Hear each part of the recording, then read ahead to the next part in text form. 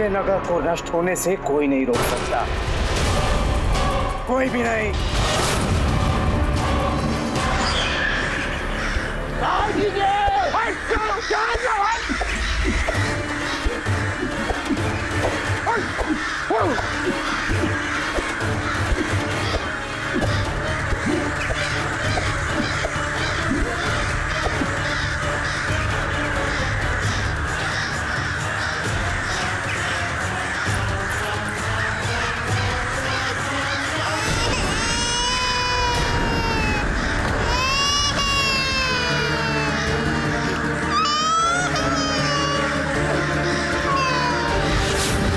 समझने का प्रयास करो चंदेलू, ये अनुचित है। हमारे पास वैज्ञानिक कला है, किंतु तुमने आज तक उसका सही उपयोग नहीं किया, मात्र अपराध किए हैं। ईश्वर ने तुम्हें ये कला मनुष्य के कल्याण के लिए दी है।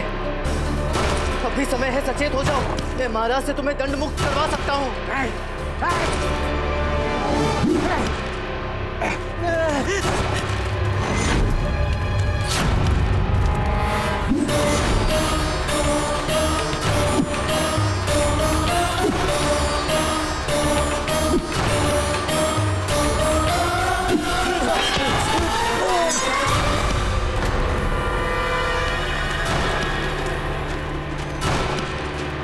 दूर रहना मुझसे चंद्रेलू।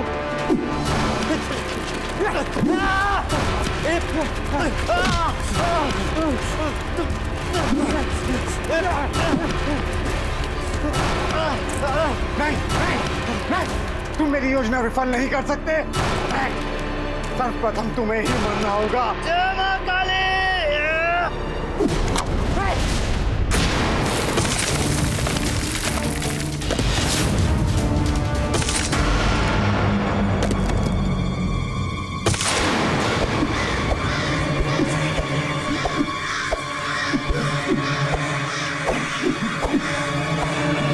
ये कौवे अचानक जा क्यों रहे हैं?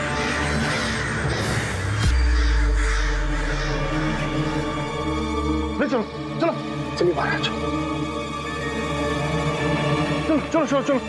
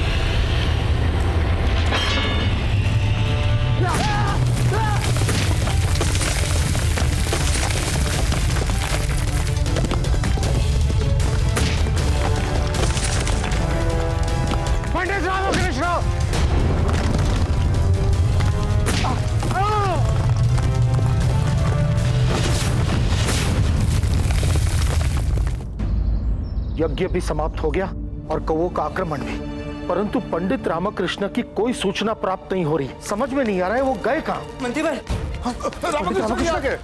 चिंतित ना हो, मैं सुरक्षित हूँ, किंतु शीघ्र ही सैनिकों को भेजकर काली घाटी वाली गुफा में उस चंद्रेलू को पकड़वाएं, अन्यथा वो भाग जाएगा। चंद्रेलू? ये चंद्रेलू कौन है पंडित रामकृष्ण? गुरुवर, ये सारा प्रपंच उसी का रचाया हुआ था। मैं बाद में विस्तार से बताऊंगा। मंत्रीवर शीघ्र करें। सैनिकों, कोतवाल, मंत्रीवर, तुम सैनिकों को लेकर काली घाटी पर कूच करो और उस चंद्रेलू को बंदी बना लो। तब तक पंडित रामकृष्ण, हम महाराज को जाकर सूचित करते हैं कि आप सुरक्षित हैं। जी मंत्रीवर। सिपाहियों, आ जाओ।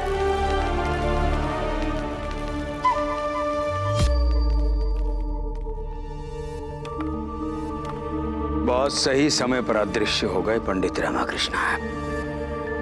यदि हमने यज्ञ ना किया होता तो विजयनगर को इन कौओं के प्रकोप से बचाना अत्यधिक कठिन होता। वैसे हर कार्य का श्रेय लेना तो आपकी आदत हो चुकी है। लीजिए, इसका श्रेय भी आप ही लीजिए।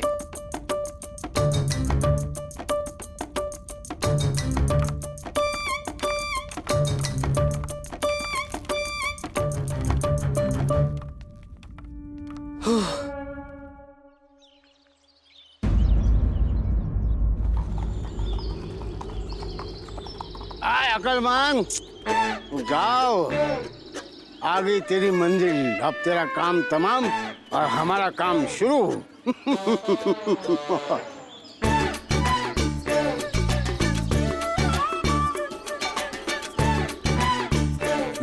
होशियार पंडित रामा कृष्णा, मैं आ गया हूँ। आज से तुम्हारी जिंदगी का नया इम्तिहान शुरू, आगाज करेगा, यलगार करेगा।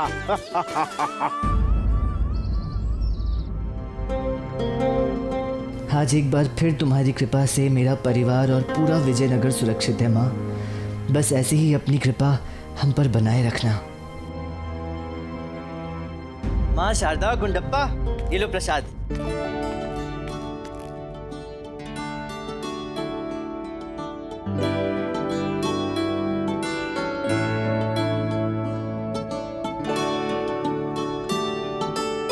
माँ की कृपा से पूरे स्वप्न का प्रभाव समाप्त हो चुका है। जितना भी बुरा होना था हो चुका। अब धीरे धीरे सब सामान्य हो जाएगा। प्रणाम पंडित रामकृष्ण जी, प्रणाम। अरे प्रणाम प्रणाम। आप सब? पंडित रामकृष्ण जी, हम सभी आपका धन्यवाद करने हेतु आए हैं। पंडित रामकृष्ण जी, आपने कौवों की समस्या सुलझाकर नगर को रिक्त होने से बचा लिया। हम सभी आपके इस उपकार के बदले आपके लिए भेंट लाए हैं। कृपया इन्हें स्वीकार कर हमें अनुग्रहित करें। आप सबका बहुत बहुत धन्यवाद। मैं आपकी भावनाओं का सम्मान करता हूँ। शब्दों द्वारा प्रकट की गई कृतज्ञता ही मेरे लिए पर्याप्त है। क्षमा करें, किंतु मैं ये भेंट स्वीकार नहीं। लाइए लाइए। माँ, कृपया अपने उपहार यहाँ लाकर रख दीजिए।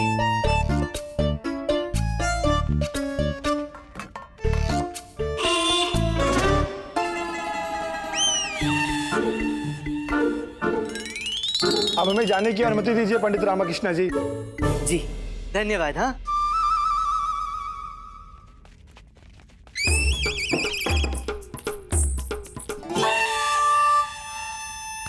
चलिए चलिए चलिए, लिखो अच्छे से। रुकिए रुकिए।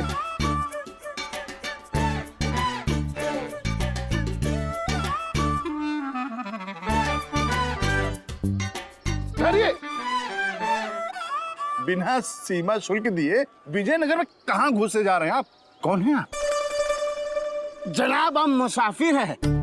मुसाफिर जी। अच्छा अच्छा अच्छा, लिखो मुसाफिर। शुल्क लाइए, शुल्क।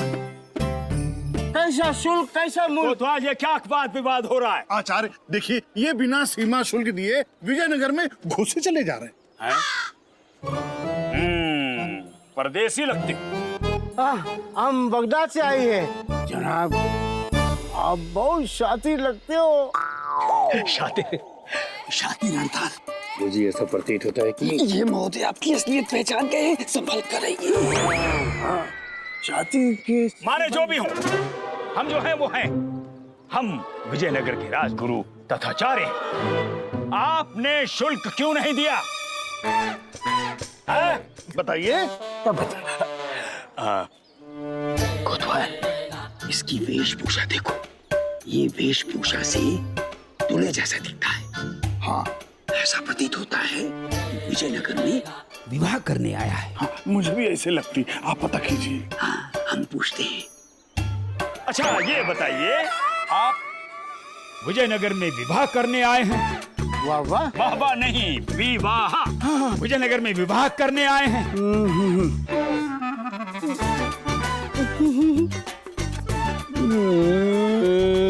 अच्छा,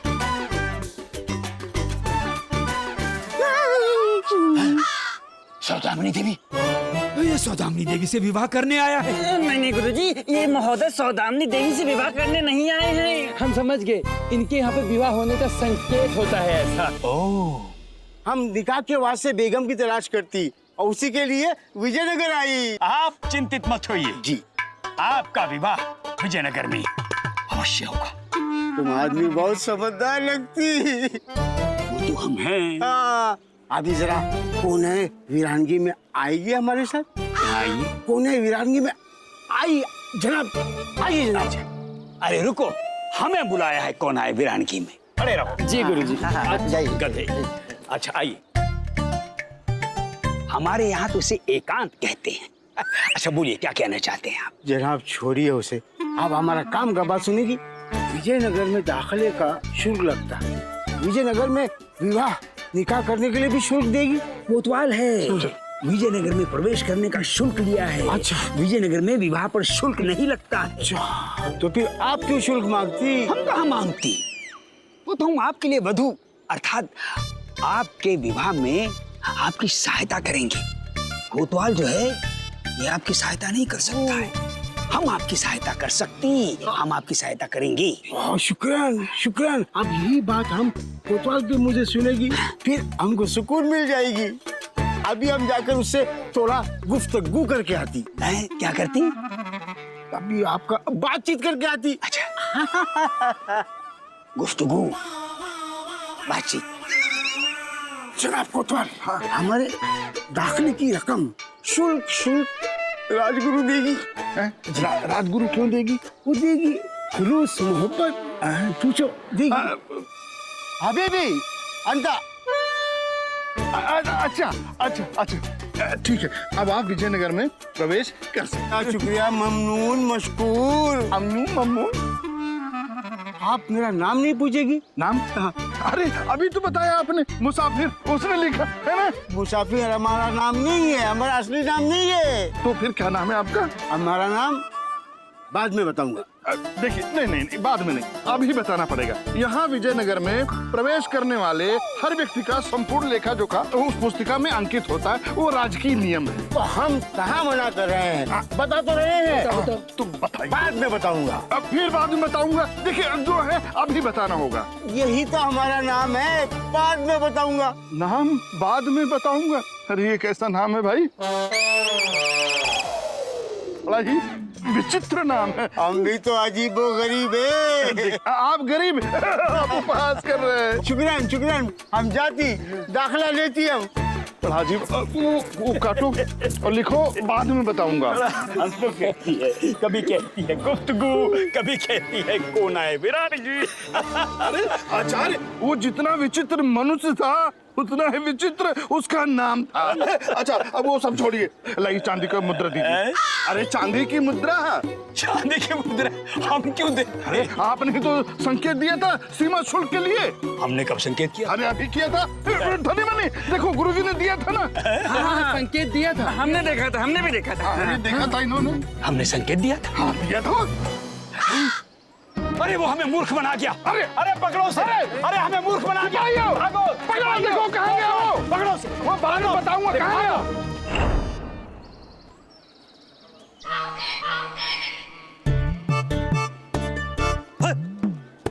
अरे हट! अरे भाई ये किसका गधा है? इसे रास्ते से हटाओ।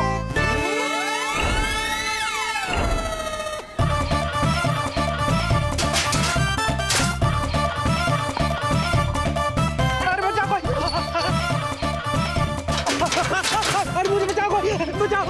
अरे ये तो बुद्धिदास है। अरे भाइयों सतर्क हो जाओ, बुद्धिदास विजयनगर वापस आ गया। आप इससे क्षमा मांग लीजिए और इसे वो मत कहना। क्या नहीं कहना? अरे वही, ये जो है इसे बुद्धिदास क्या संबोधित करना। समझ गया।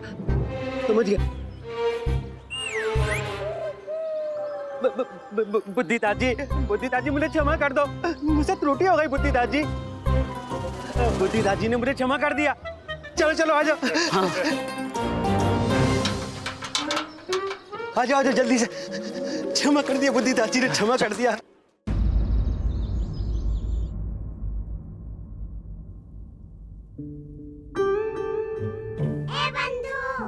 रामा, वो क्या है? ज्ञात नहीं बंधु। ऐसा प्रतीत होता है कोई नई चुनौती है जो घूम फिर कर तेरे सर पर ही आने वाली है। शुभ बोल। तिम्मरासु जी से पूछ। हाँ।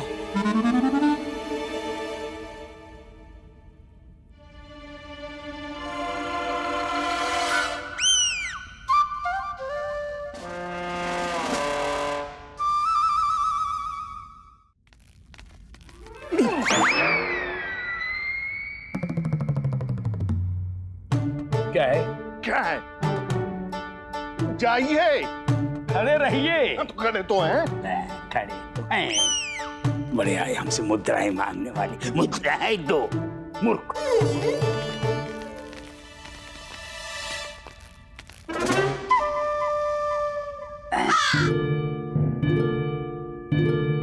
प्रणाम गुरुवर।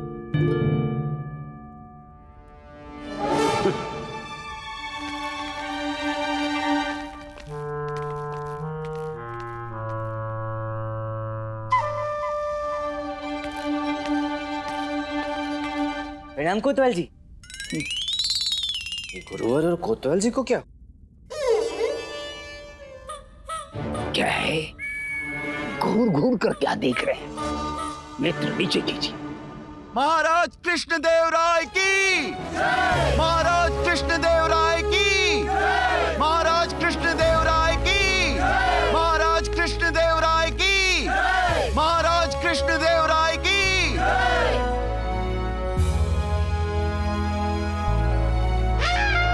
महाराज कृष्णदेव राय की, महाराज कृष्णदेव राय की, महाराज कृष्णदेव राय की, महाराज कृष्णदेव राय की।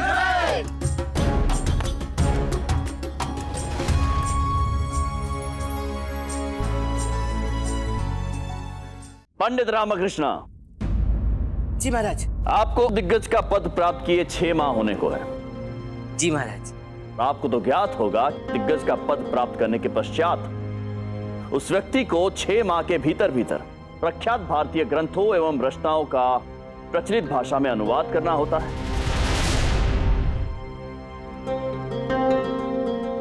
जी महाराज। अद्भुत। तो अब तक आपने कितने ग्रंथों एवं रचनाओं का अनुवाद किया है पंडित रामकृष्ण?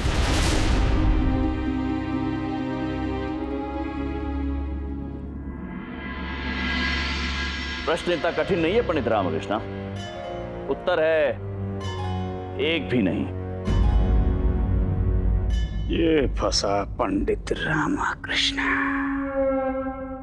वो महाराज, मैं राजकीय कार्यों में व्यस्त रहता हूँ और नित्य नई चुनौतियों को पूर्ण करने का दायित्व भी मुझे ही मिलता है, तो इस कारण से पंडित रामकृष्ण, नियम नियम होता है और आपको भली भांति ज्ञात होना चाहिए कि हम नियम को लेकर कितने कठोर हैं।